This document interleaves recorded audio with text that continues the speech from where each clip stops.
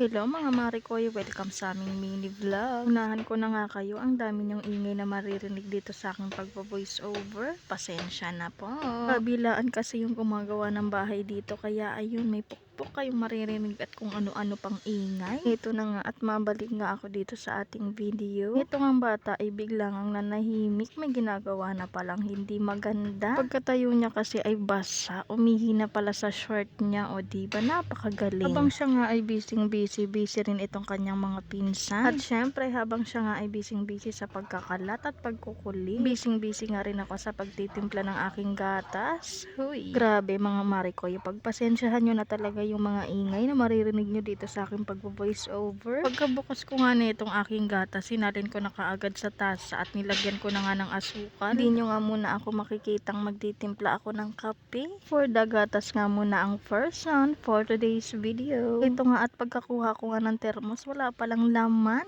Huy. Kaya agad ko nga kinuha tong heater para nga makapagpainit na ako ng tubig. Habang hinihintay ko nga kumulo yung tubig, eto nga at nagpapakyut muna ako. Huy, di ka naman cute. Inilip ko nga muna saglit itong baby ko. Eto nga at nakahiga pa dito sa may higaan. Liligpit na nga yan pero ayaw pa niyang bumangon. O diba, boss yarn. Tignan nyo naman kung makatingin sa akin. Ay grabe ang mata, napakataray. Napansin nga niyang nagbi-video ako, kaya ayan tumayo at binato pa nga ako. Buti na lang di ako tinamaan.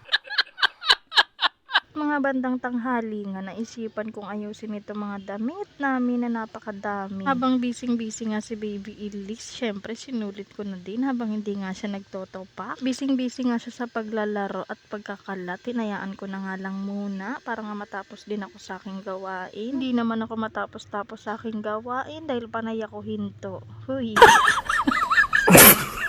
Pagkatapos ko naman nga magligpit ng mga damit at mapatulog si baby Elise, ako naman ay naligo na dahil sobrang init. Pero kahit nga sobrang init, eto at magtitimpla pa nga rin ako ng gatas. Uy, grabe na yan.